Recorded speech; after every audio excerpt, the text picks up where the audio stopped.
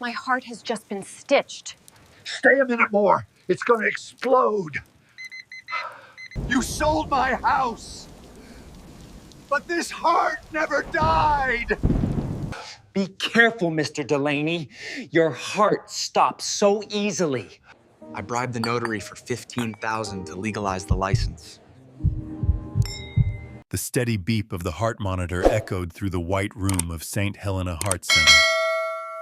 Beep, beep, beep.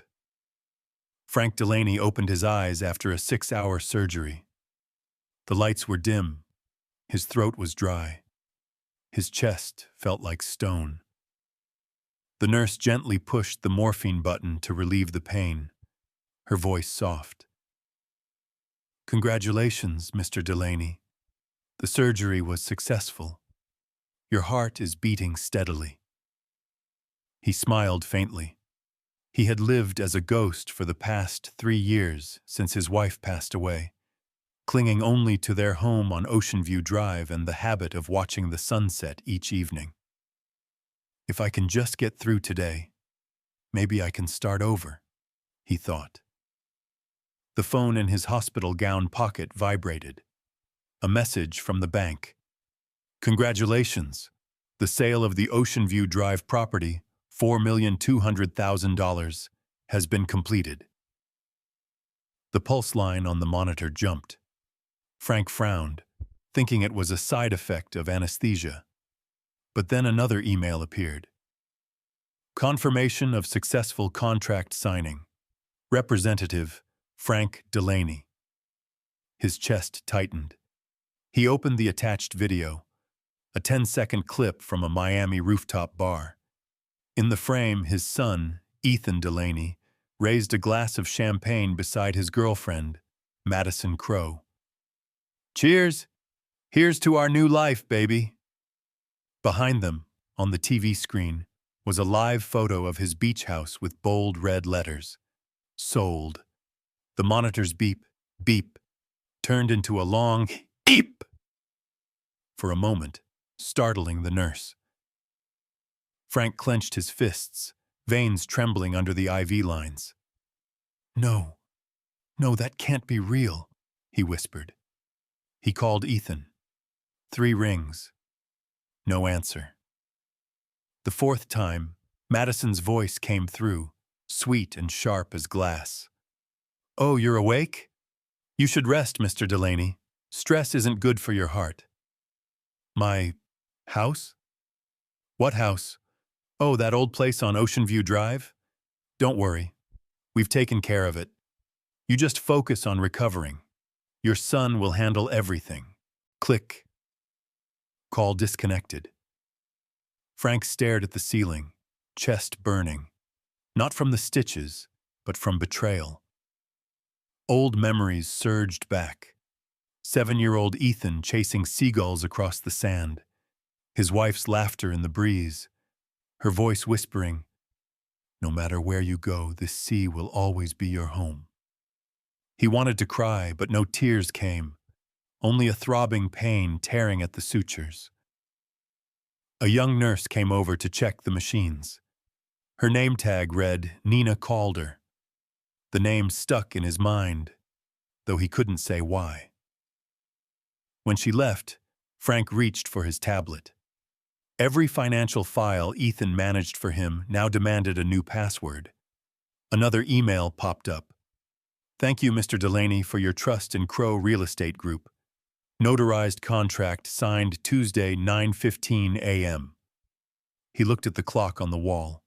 Tuesday, 9:15 a.m. The exact moment he had been lying unconscious in the operating room, his heart open under the surgeon's hands. Frank gasped. In the reflection of the ventilator glass, he saw his pale face, eyes hollow. A man whose heart had just been stitched back together, only to shatter again. He dialed Ethan once more. This time his son picked up, music and laughter roaring behind him. "Dad, I'm busy. Everything's fine. Just rest, okay?" "You sold the house?"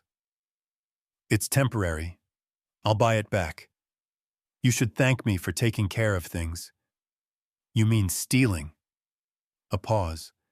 Then Ethan's tone turned cold. Stop it, Dad. That house isn't a home. It's Mom's grave. I'm helping you move on. Tut. The call cut. The room fell silent.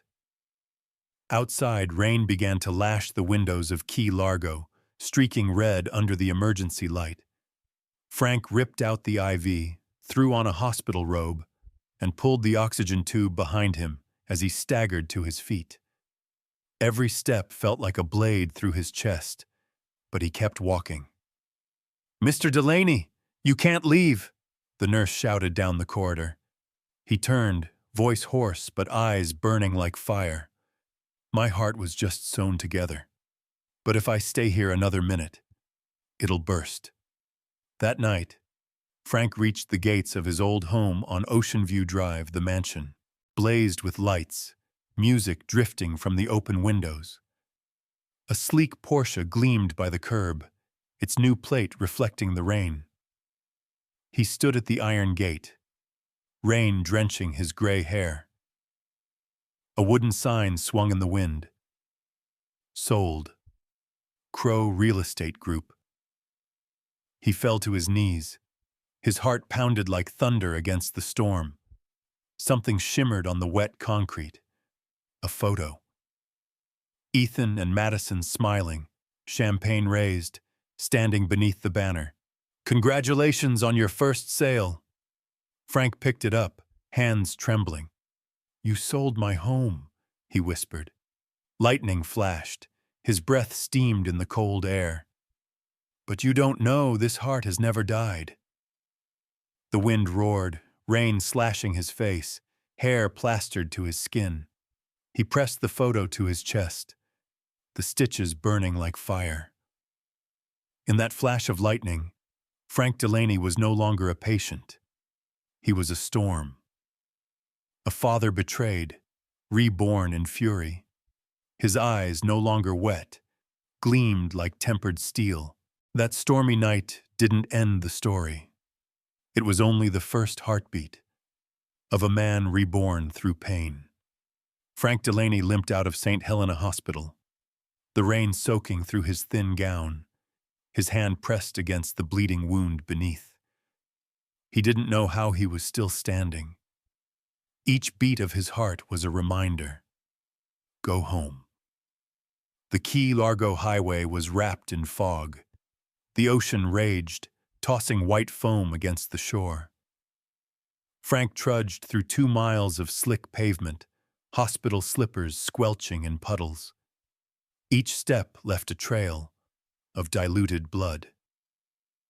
When the sign Ocean View Drive appeared through the mist, his chest clenched. The cream-colored house with the palms, the home he had built with his wife, was now silent, dark, and cold.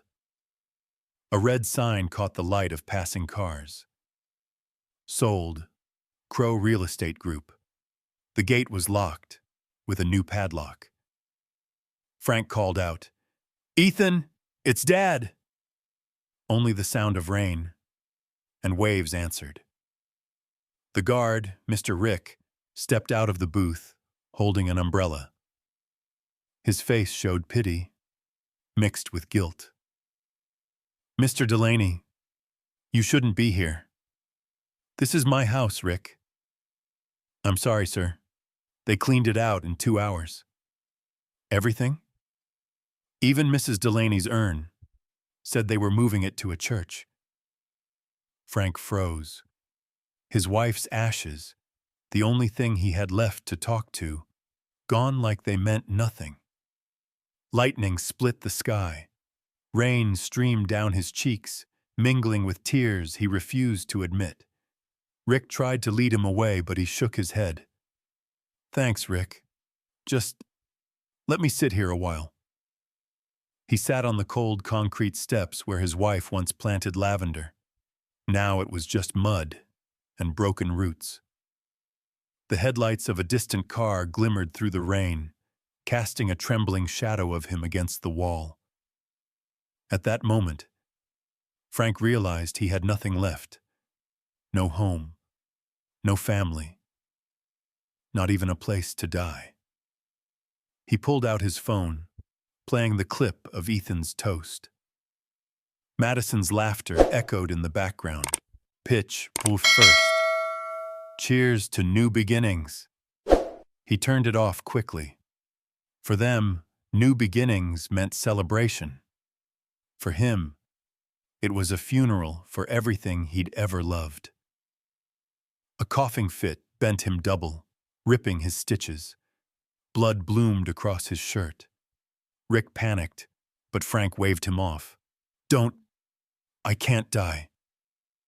Not yet. A car slowed nearby. A young couple stepped out. The new tenants.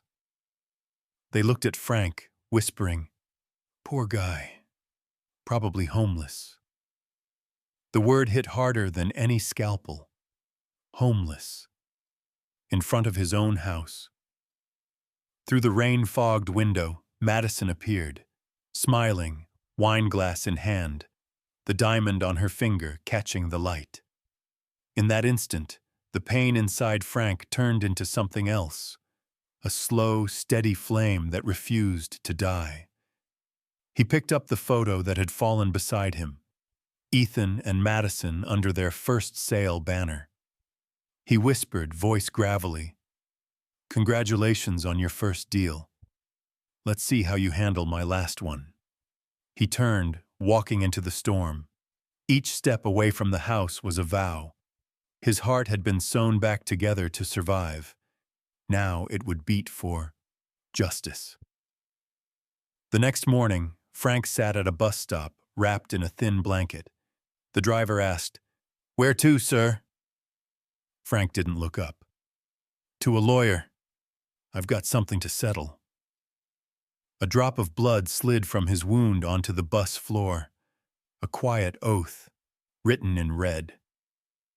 The Florida sun broke through the storm clouds, spilling golden light over his face. He was no longer the frail patient of yesterday. He was a father who had lost everything and was ready to take it back, piece by piece, with trembling but unstoppable hands. He had lost his home, his child, his memories. But one thing remained, the will of his heart. If it were you, A, would you forgive because it was blood? B, would you reclaim it all, even if it cost you blood and tears? C, or would you turn your pain into strength and be reborn? Tell me, what would you choose? If your own child betrayed you like that? The first rays of Key Largo sunlight shone in Frank's eyes, but they did little to warm the homeless man. That morning, he stood before the newly built apartment building, where Ethan and Madison were temporarily staying. Each step he took was a sharp pain in his chest as the wound continued to heal. The door opened.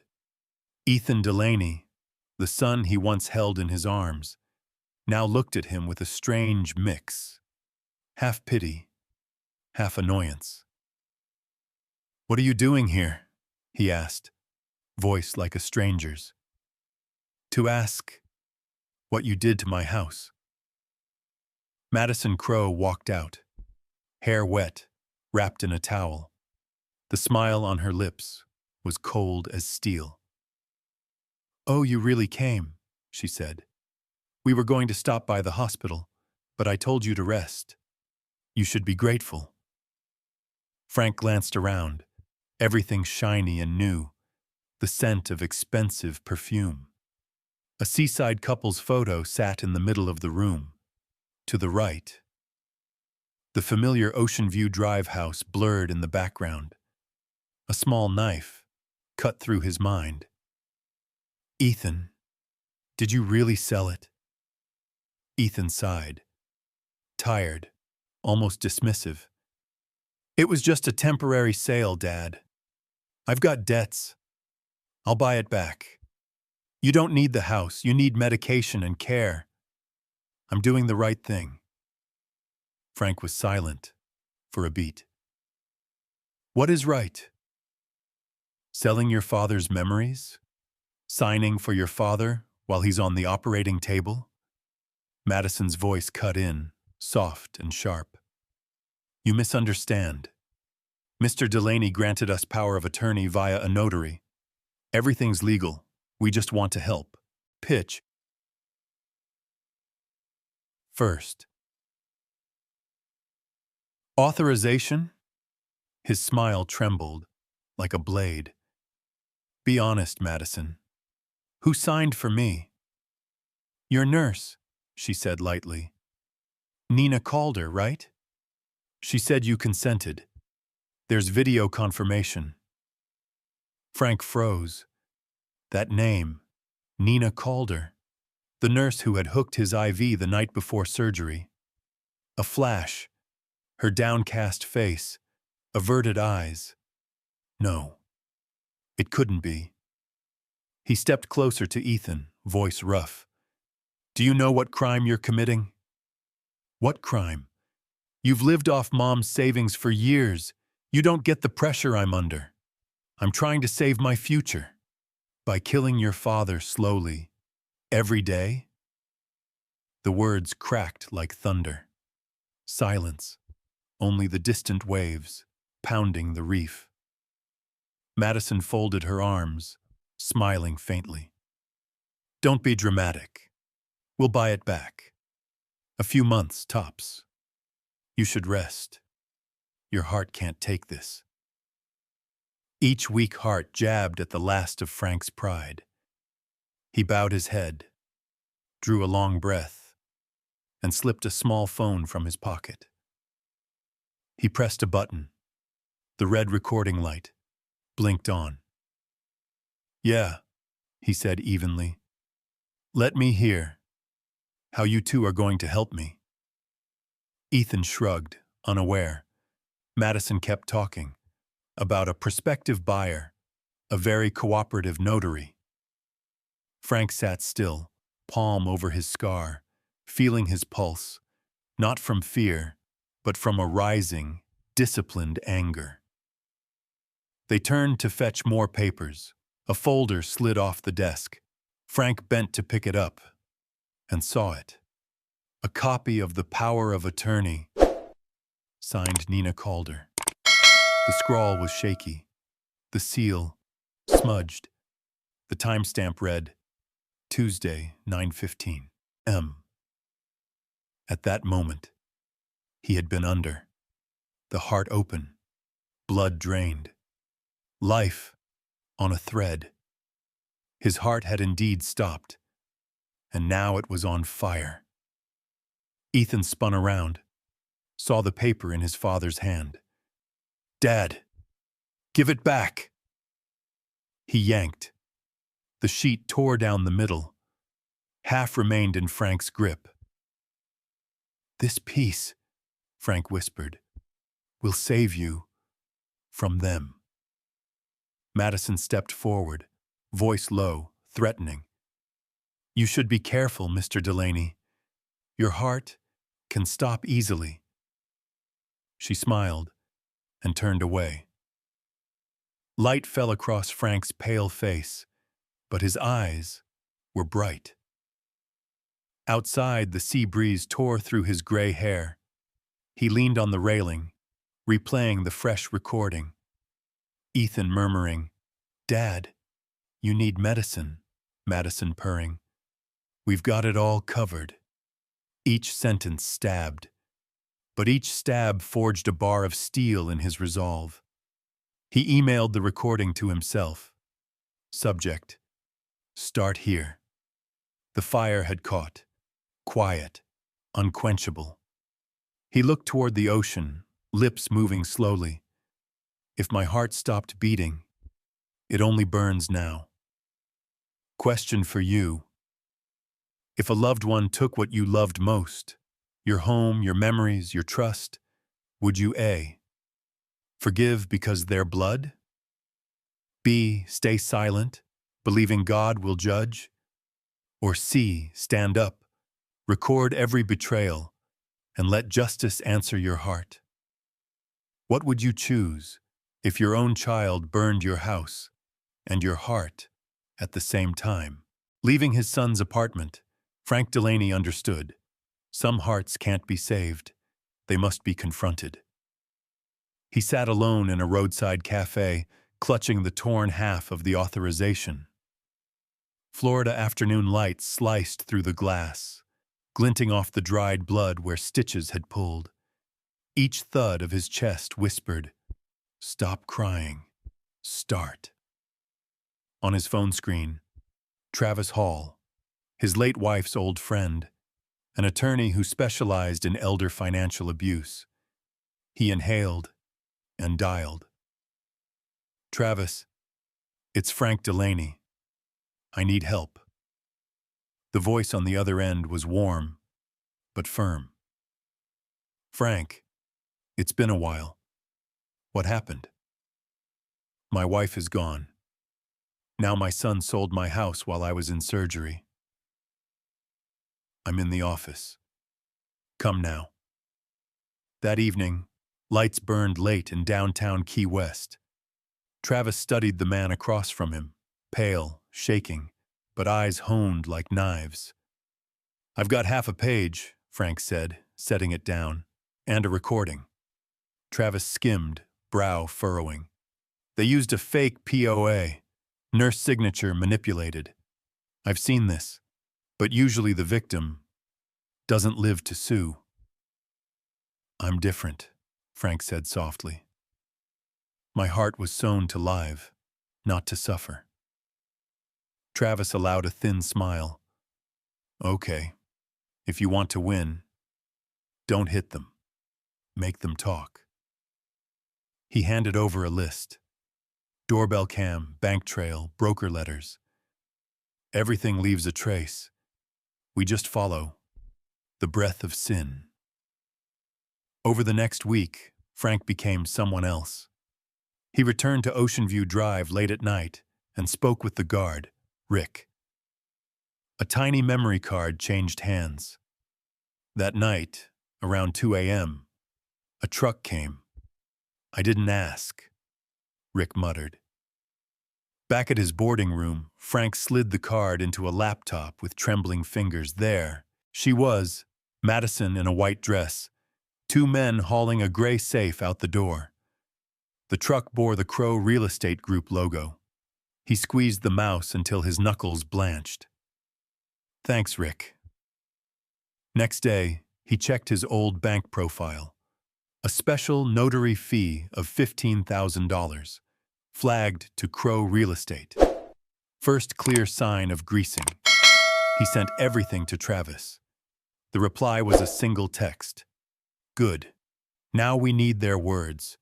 Prepare to play the weak father again." That night, Frank went to the shoreline. The wind hissed through his scar, but he didn't shiver. Waves crashed.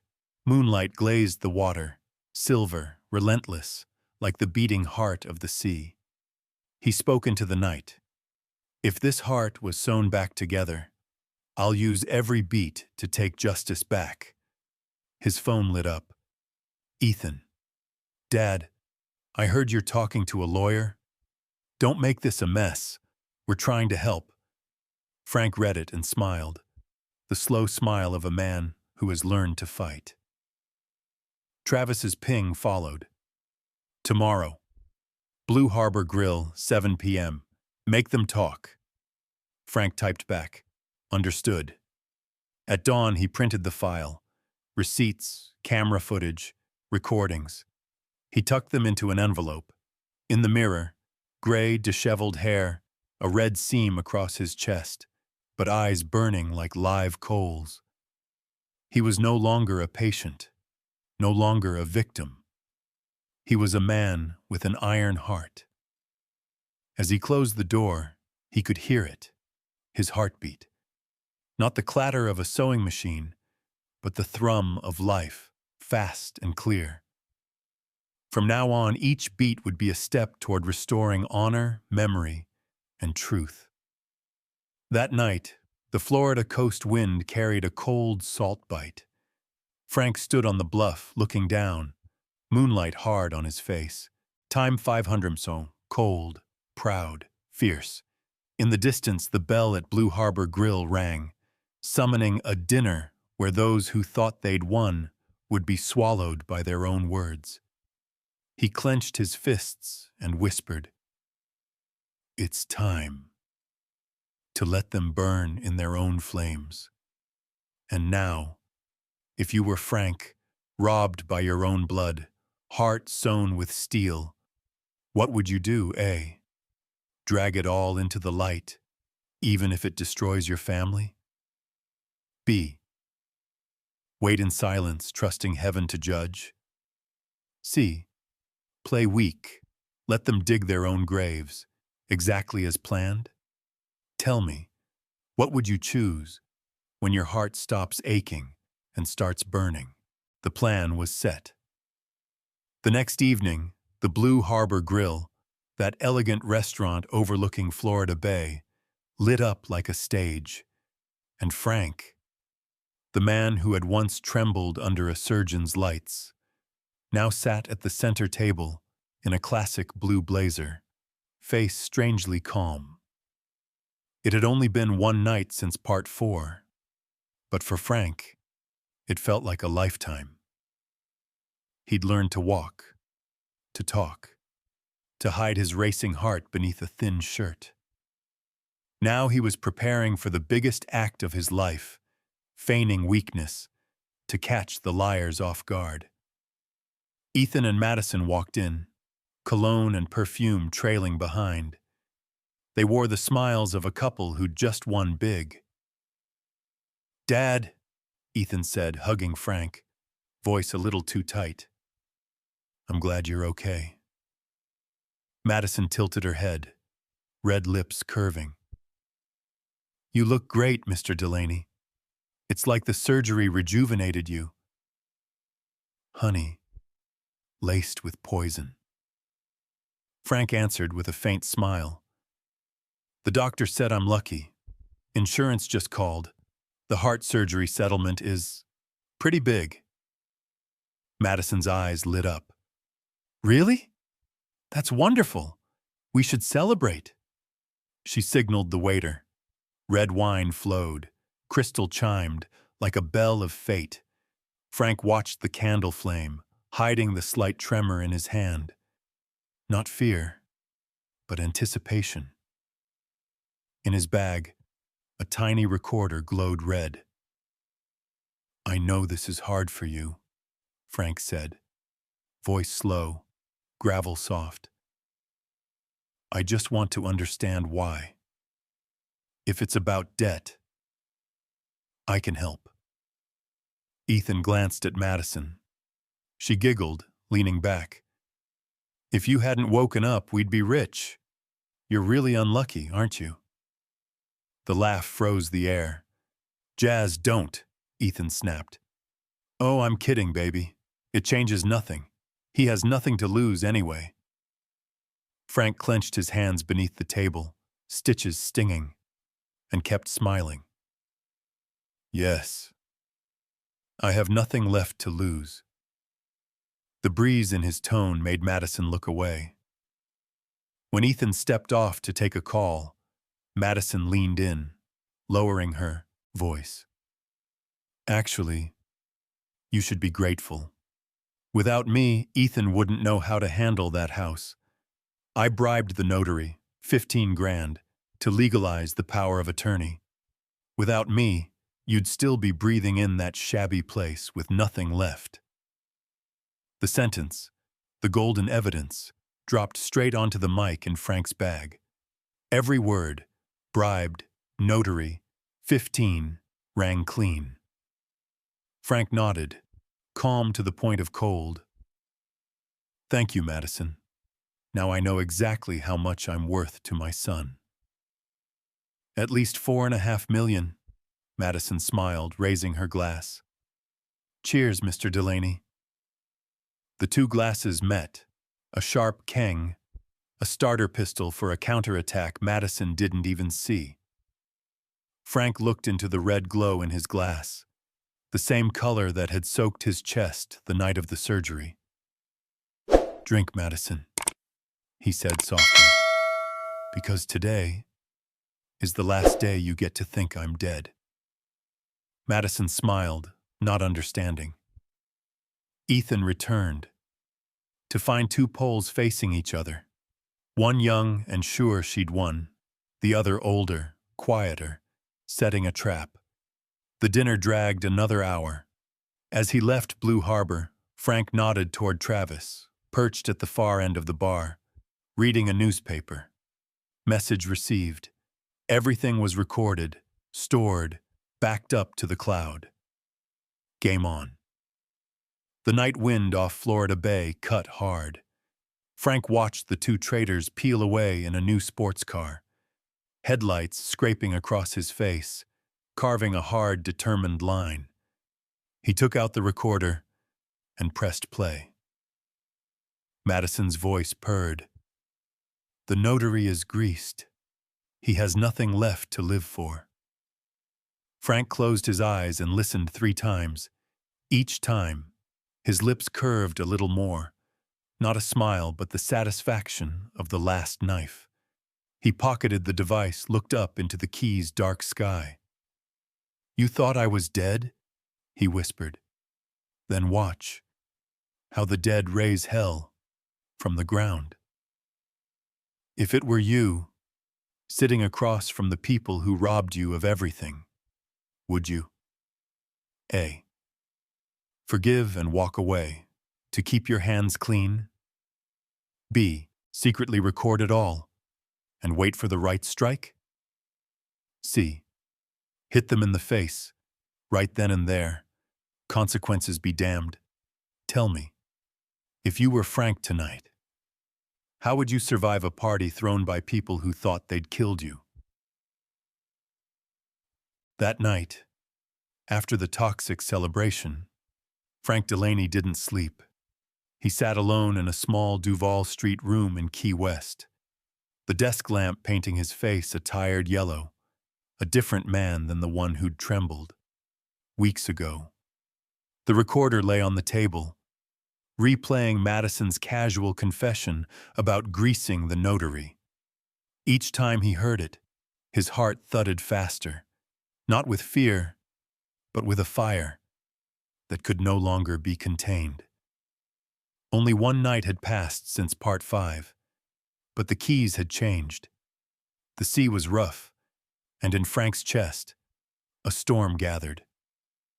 He opened his laptop and pulled up Crow Real Estate, Madison's brokerage. A banner blinked. "We are always open to luxury investors." Frank smiled, cold. Using the alias Margaret Blake, a San Diego entrepreneur, he offered to buy back 1089 Ocean View Drive at 20% over. 10 minutes later, the phone rang, a broker's voice. "Mrs. Blake, a rare opportunity. I'll send you the original contract for review." By morning, a PDF landed in Frank's inbox. He opened it, pulse steadying when he read, "Power of attorney, Frank Delaney." Attorney Travis Hall sat beside him, watching. "We need metadata," Travis said. "Creation time, editor, everything leaves footprints." They opened the document info. On the last line, clear as a beacon, modified, Tuesday, 9:17 a.m. Device user, Madison Crow. Frank's fists tightened. 9:17 a.m., 2 minutes after the surgeon began cutting into his chest. Undeniable. Travis drafted an urgent writ, filed in Monroe County Court, requesting freezes on all Crow real estate accounts tied to 1089 Ocean View Drive. "From now on," he said, "rate so medium pitch. Every transfer will be checked. They thought they were handling a dead man's money. Now they'll learn the dead know how to seek justice. 3 days later, the storm hit. Local headlines screamed, "Police probe suspected elder fraud. Crow real estate named." A recording of Madison's laugh, "He has nothing left to live for," surfaced anonymously. Travis only shrugged. Maybe the sea sent it. Ethan's phone lit nonstop. Madison? Gone. That night, as Frank looked out toward Smathers Beach, his phone rang. Unknown number.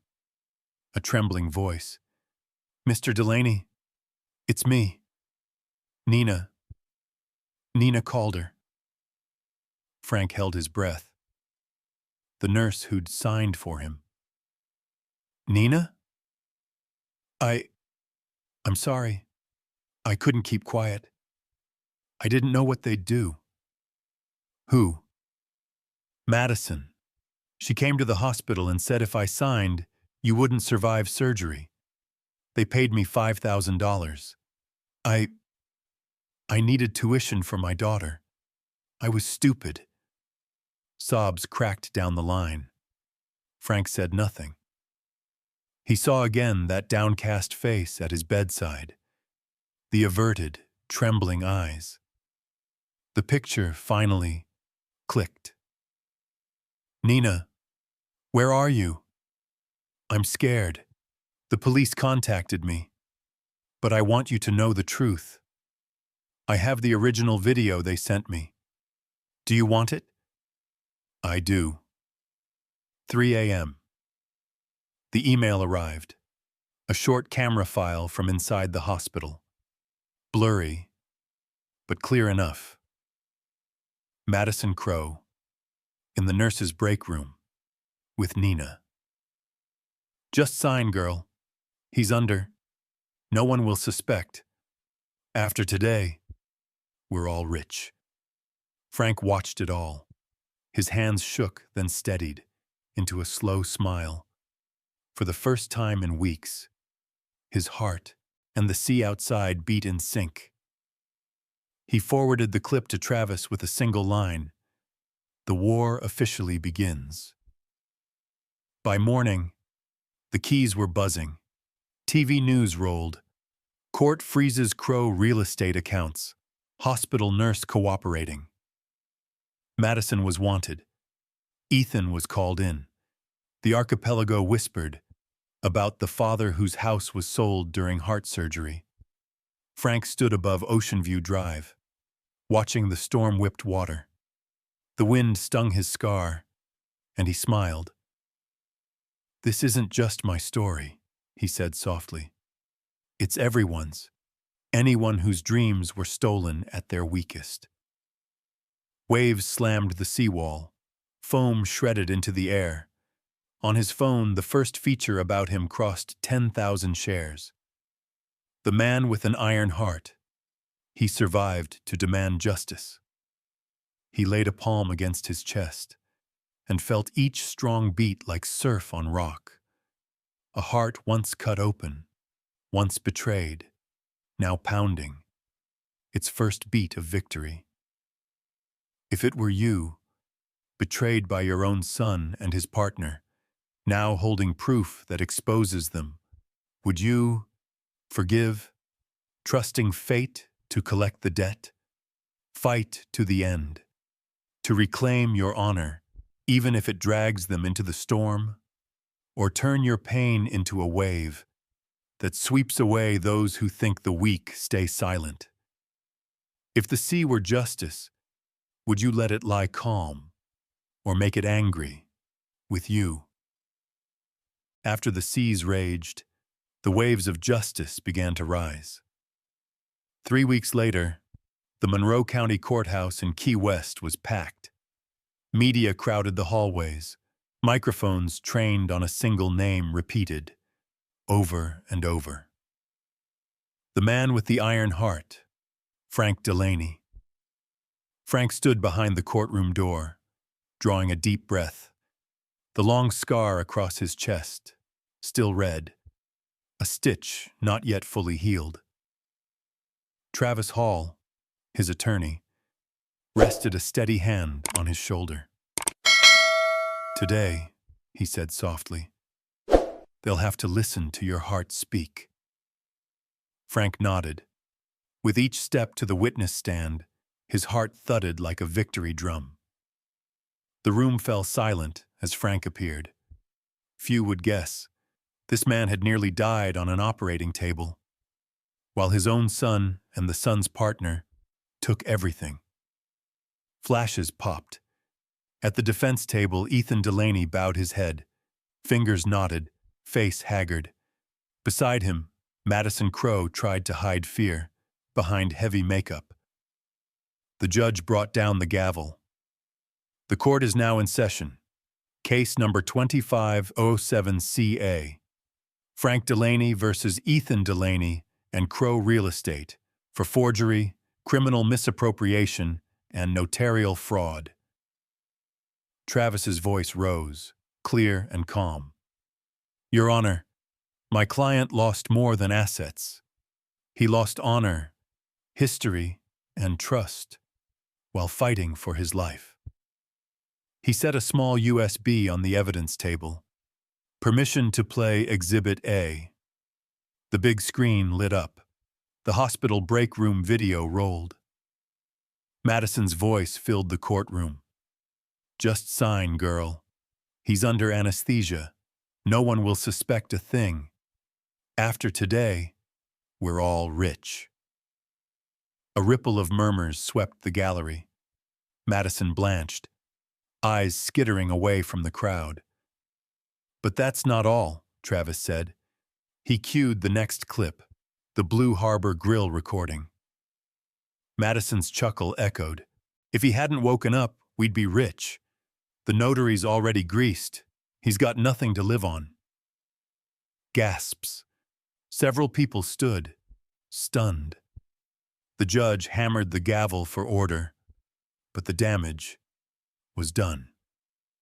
Frank, still in the witness box, clenched his fists. He didn't cry.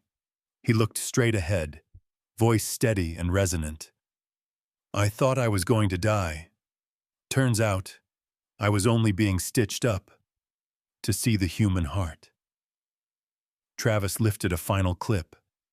Ethan's voice came through the speakers. "Dad won't survive.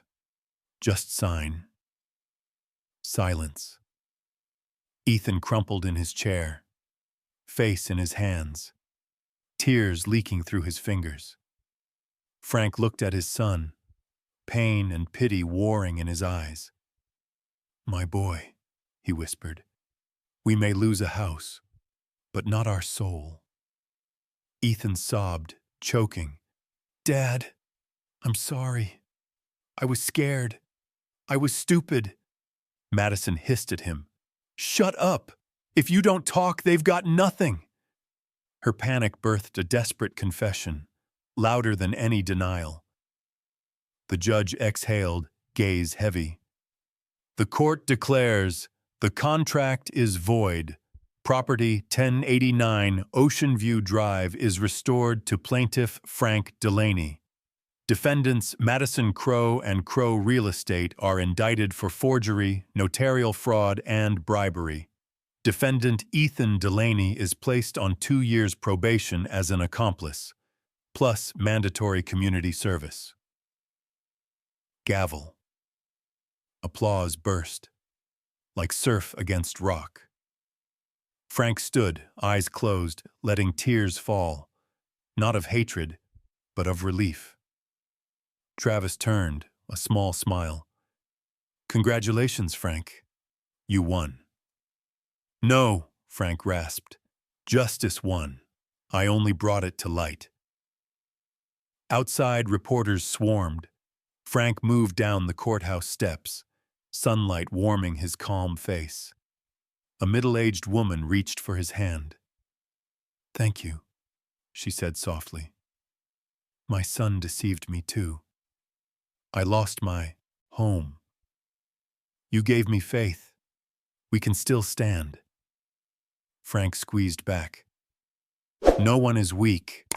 They just haven't met the strength inside them yet. That afternoon, as Florida Bay burnished gold, Frank returned to Ocean View Drive. Waves hammered the pilings. Sunlight crowned the red seam on his chest, a survivor's laurel. He whispered, "I once trembled at dying. Now I tremble at living right." Above, gulls wheeled, free, proud. Below, a father walked out of darkness, carrying an iron heart, burning with forgiveness. If it were you, standing before the betrayer, kneeling in court to apologize, would you A. Forgive, to let your heart rest. B. Turn your back, believing a sold soul can't be saved. C. Make them pay first, then choose forgiveness once justice is done. What would you do if the one who broke your heart was the one you brought into this world? After the gavel fell, a year slipped by, like a tide receding from coral. The Keys still had sun and salt wind.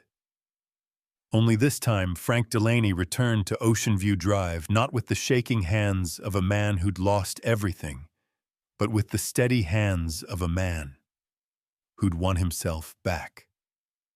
The iron gate, once locked, swung open, hinges complaining softly. Inside, the familiar scent of brine and damp wood rose to meet him. Frank paused on the steps, where a year ago he'd sat in the storm, homeless. Now the morning light warmed his face. The scar had faded to a bright line, testimony to survival. The house was back. But Frank didn't rush to make it perfect. He kept a few scratches, a scuff of paint, reminders that every wound has worth. On the table, a small parcel waited, his late wife's urn. He opened it gently and scattered a pinch across the porch. "We're home, Eileen." A breeze caught the ashes, lifting them into the sun until they glittered, sea bright, and were gone. Frank smiled, the first smile in years, without tears. By afternoon, he opened his old laptop. A new email blinked. From Ethan Delaney, subject. "Dad, I need to say this. Dad, I've learned what you said. I've met men who lost everything to greed, like me. I want to live again, the way you did." Frank read it twice and then pulled a small note card and wrote by hand. "When you keep your word, the sea will forgive. The sea can swallow anything, but it doesn't hold grudges." He sealed the envelope. One tear fell. Time, 200 mausums. Relief, not bitterness. Near dusk, Frank stepped onto the porch. The red sun slid under the horizon. Smathers Beach waves stitched the shoreline, steady as a heartbeat. A group of student volunteers climbed the steps, carrying a small sign. Blue Lantern Foundation, because every heart deserves justice. Frank's foundation, co-founded with Travis Hall. They help seniors cheated by relatives, lawyers, counseling, emergency housing. Frank looked at the young faces and saw an earlier version of himself. Someone who once mistook kindness for weakness until he learned forgiveness is a form of strength. Travis handed him a thank you card. "The whole country's talking about Blue Lantern," he said. "We just helped 3 elders keep their homes." "Frank, you're changing what they call the fate of the weak." Frank smiled. "I'm not weak, Travis. I was torn and sewn back together with iron." Night came. Frank sat by the open window. The wind carried gull cries and salt through his silver hair. He closed his eyes and listened to the waves, to his own heartbeat. No longer tight with hurt, steady, warm. Each beat reminded him he'd walked through fire and kept his humanity. By the door hung a framed photo from the trial. Frank standing, light pouring behind him, hand over his chest. A reporter had titled it, "The Man Who Made the Court Breathe Again."